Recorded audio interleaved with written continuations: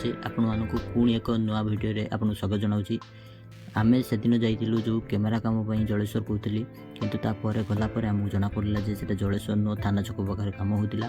ତ ସେଥିଲାଗି ଆମେ ଥାନା ଛକରେ କାମ ସରିସାରିଲା ପରେ ଥାନା ଛକରୁ 8ରୁ 9 କିଲୋମିଟର ଦୂର ଚନ୍ଦନେଶ୍ୱର ମନ୍ଦିର। ଚନ୍ଦନେଶ୍ୱର ମନ୍ଦିରରେ କ'ଣ କେମିତି ଥିଲା ଚାଲନ୍ତୁ ଦେଖାଉଛି କ'ଣ କେମିତି ଥିଲା।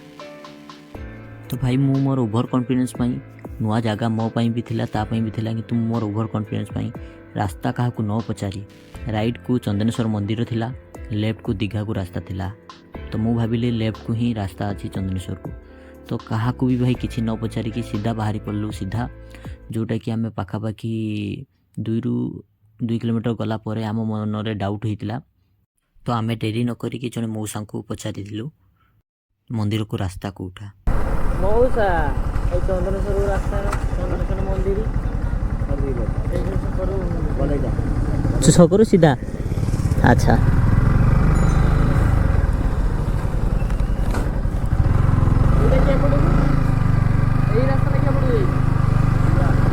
ତ ମଉସାଙ୍କ ସହିତ କଥା ହେଇସାରିଲା ପରେ ଆମେ ଜାଣିବା ପାଇଁ ପାଇଲୁ କି 2 କିଲୋମିଟର ପାଖାପାଖି ଆମେ ଆଗକୁ ପଳେଇ ଆସୁ। ତ ଡେରି ନ କରିକି ଆମେ ପୁଣି ରିଟର୍ଣ୍ଣ କଲୁ। ତ ଭାଇ ଫାଇନାଲି ଆମେ ଆସି ପହଞ୍ଚି ଯାଇଥିଲୁ ଚନ୍ଦନେଶ୍ୱର ମନ୍ଦିର ପାଖରେ, ଯାହାକି ମନ୍ଦିରର ଏଣ୍ଟ୍ରାନ୍ସ ଥିଲା ରାଇଟ୍ ସାଇଡ଼୍ରେ। ତ ଆମେ ସେଠି ଆସି ଫାଷ୍ଟ ଦେଖିଲୁ ବାଇକ୍ ପାର୍କିଂ ପାଇଁ। ପାର୍କିଂ ଆମକୁ ମିଳିନଥିଲା, ସେଥିପାଇଁ ଆମେ ଆଉ ଟିକେ ଭିତରକୁ ଯାଇଥିଲୁ। ଯେତେବେଳେ ପାର୍କିଂ ଆମକୁ ଦେଖାଇନଥିଲା ମନ୍ଦିରର ମେନ୍ ଗେଟ୍ ଲେଫ୍ଟକୁ ଯେଉଁଟାକି କାର୍ ପାର୍କିଂ ଥିଲା, ତ ସେଟାକୁ ଆମେ ଯାଇଥିଲୁ ବାଇକ୍ ପାର୍କିଂ ପାଇଁ।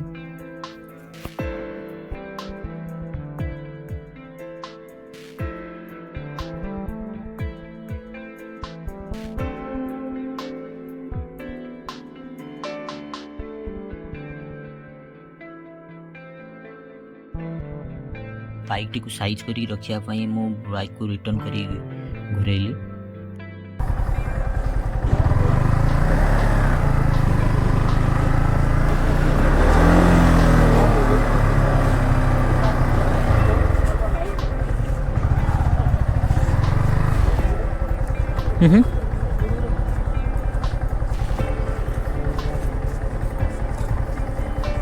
ସେ ସାଇକେଲଟା ଘୁଞ୍ଚେଇ ଦେଲେ ଗଳିଯିବ ଗାଡ଼ିଟା।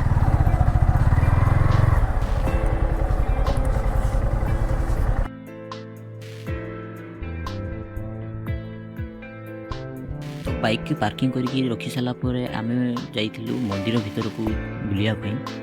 ତ ଆମେ କିନ୍ତୁ ଭାବିନଥିଲୁ ଯେ ଆମ ସହିତ ଭାଇ ଏମିତିଆ କିଛି ବି ହେଇଯିବ। ଚାଲନ୍ତୁ ଦେଖୁଛି ଆପଣଙ୍କୁ। ଭଲ ଭାବରେ ଦେଖୁଥିବେ କି ଆମେ ଯେତେବେଳେ ବି ମନ୍ଦିର ଭିତରକୁ ଏଣ୍ଟ୍ରି କଲୁ ସେତେବେଳେ ଗୋଟେ ଜଣେ ଲେଡ଼ିଜ୍ ବାହାରୁଛନ୍ତି, ଯାହାକି ସେ ଚପଲ ପିନ୍ଧିଛନ୍ତି। ଆମେ ସେଟାକୁ ଦେଖିଦେଇଥିଲୁ। ତ ସେଟାକୁ ଆମେ ଦେଖି ଭାବିଥିଲୁ ଚପଲ ହେଲା, କିନ୍ତୁ ଚପଲ ବାହାର କରିବା ପାଇଁ ସେ ଆସୁଥିଲେ। ଆମେ ଚପଲ ପିନ୍ଧିକି ହିଁ ଯାଉଥିଲୁ। ତାପରେ ନନା ଆମକୁ ଆସିକି କହିଥିଲେ କି ଚପଲଟିକୁ ବାହାରେ ରଖିଦେବା ଲାଗି। ଆମେ ଚପଲକୁ ବାହାର ରଖିବା ପାଇଁ ଯାଇଥିଲୁ, ବାହାର ରଖିକି ଆସିଲୁ। ତ ଆମେ ଜୋତା ବାହାର ରଖିକି ଆସି ସାରିଲା ପରେ ଆମେ ଭାବିନଥିଲୁ ଯେ ଏତେ ସୁନ୍ଦର ଭ୍ୟୁ ମିଳିବ ବୋଲି ଆମକୁ। ଭାଇ ଏତେ ସୁନ୍ଦର, କାହିଁକିନା ଆମେ ଯେତେବେଳେ ବି ମନ୍ଦିର ଭିତରକୁ ଏଣ୍ଟ୍ରି କଲୁ ସେତେବେଳେ ପାଖାପାଖି 5ଟା ପାଖାପାଖି ହୋଇଥିଲା, ସୂର୍ଯ୍ୟ ସେତେବେଳେ ଅସ୍ତ ହେଉଥିଲେ। ତ ଯେତେବେଳେ ଏଣ୍ଟ୍ରି କରୁଥିଲେ ଦେଖନ୍ତୁ ଲେଫ୍ଟ ପଟର ଫାଷ୍ଟ ଏଣ୍ଟ୍ରାନ୍ସରେ ମନ୍ଦିର ପଛପଟରେ ସୂର୍ଯ୍ୟ ଯେଉଁ ଅସ୍ତ ହେଉଛନ୍ତି ସେ ବ୍ୟାକ୍ଗ୍ରାଉଣ୍ଡକୁ ଦେଖନ୍ତୁ। ବ୍ୟାକ୍ଗ୍ରାଉଣ୍ଡ ସହିତ ଦେଖିଲା ପରେ ଆମେ ପାଖାପାଖି ଅଧଘଣ୍ଟେ ପାଖାପାଖି ଆମେ କେବଳ ଫଟୋ ଭିଡ଼ିଓ ନେଇଥିଲୁ। ଭିଡ଼ିଓ ଆଉ ଫଟୋ ନେଇସାରିଲା ପରେ ଆମେ ଯାଇଥିଲୁ ମନ୍ଦିର ରାଇଟ୍ ସାଇଡ଼୍ରେ ଯେଉଁ ପୋଖରୀ ଅଛି, ପୋଖରୀରେ ଗୋଡ଼ ଧୋଇବା ପାଇଁ।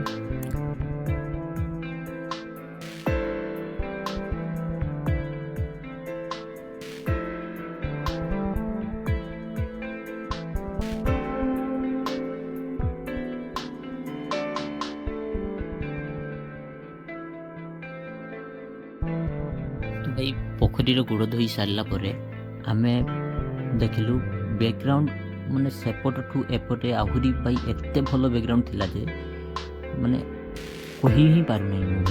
ଏତେ ଭଲ ବ୍ୟାକ୍ଗ୍ରାଉଣ୍ଡ ଥିଲା। ଆମେ ତ ମୋବାଇଲ ଫୋନ୍ରେ ବି ଫଟୋ ମୁଁ କିଛି ନେଲି, ଲିପୁନ କିଛି ନେଲା, ଫଟୋ ଉଠେଇଲୁ ସେଠାରେ।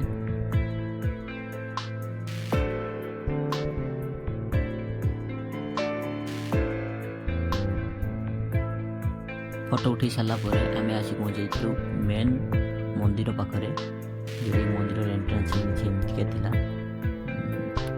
ତାପରେ ଆମେ ମନ୍ଦିର ଲେଫ୍ଟ ପଟେ ଥିବା ପ୍ରଭୁ ଶ୍ରୀ ଜଗନ୍ନାଥଙ୍କ ମନ୍ଦିର, ଯେଉଁଟାକି ସିଏ ବି ବହୁତ ସୁନ୍ଦର ଲାଗୁଥିଲା, ଯେଉଁଟାକି ସୂର୍ଯ୍ୟ ଯେତେବେଳେ ଅସ୍ତ ହେଉଥିଲେ ତାର ଭ୍ୟୁ ପ୍ଲସ୍ ତାଙ୍କର ବ୍ୟାକ୍ଗ୍ରାଉଣ୍ଡ ସହିତ ବହୁତ ଭଲ ଆସୁଥିଲା।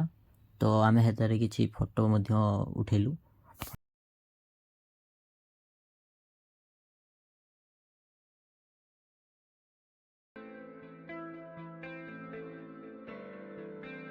ତ ଜଗନ୍ନାଥଙ୍କ ମନ୍ଦିର ଦେଖି ସାରିଲା ପରେ ଆମେ ଯାଇଥିଲୁ ରାଧାକୃଷ୍ଣଙ୍କର ମନ୍ଦିର ଦେଖିବା ପାଇଁ, ଯେଉଁଟାକି ମନ୍ଦିର ପଛପଟରେ ଥିଲା।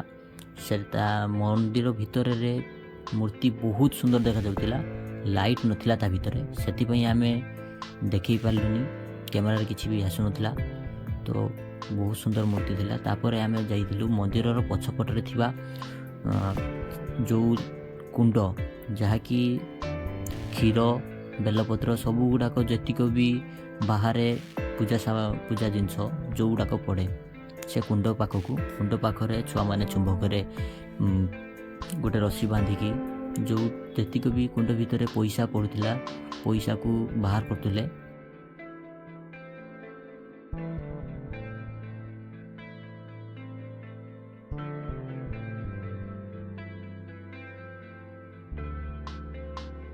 ତ ମନ୍ଦିର ଚାରିପାଖରେ ତ ବହୁତ ସଫା ଥିଲା, କିନ୍ତୁ ଗୋଟେ ଜିନିଷ କୁଣ୍ଡ ଚାରିପାଖରେ ଭାଇ ବହୁତ ଅପରିଷ୍କାର ଥିଲା, ପାଣି ମଧ୍ୟ ଜମିକି ଥିଲା, ମାନେ ବହୁତ ଅପରିଷ୍କାର ଦେଖାଯାଇଥିଲା। ଯାହାକି ଏଇ ଗୋଟେ ହିଁ ଜିନିଷ ମନ୍ଦିରରେ ସବୁଠାରୁ ବେକାର ଦେଖାଯାଉଥିଲା, ଯେଉଁଟାକି କୁଣ୍ଡ ଚାରିପାଖରେ ଥିବା ପାଣି ଆଉ ଅଳିଆ। ଭାଇ ତାକୁ ସଫା କରିଦେଲେ ଓଭରାଲ୍ ମନ୍ଦିର ଚାରିପାଖରେ ବହୁତ ସୁନ୍ଦର, ସବୁକିଛି ବହୁତ ଭଲ। ତ ଆଶା କରୁଛି ଭିଡ଼ିଓଟି ଭଲ ଲାଗିଥିବ। ତ ଏମିତିକା ଭିଡ଼ିଓ ଦେଖିବା ପାଇଁ ମୋ ଚ୍ୟାନେଲକୁ ସବସ୍କ୍ରାଇବ୍ କରିଦିଅନ୍ତୁ। ଆଜି ପାଇଁ ଏଇଠି ରହୁଛି। ନମସ୍କାର, ଜୟ ଜଗନ୍ନାଥ।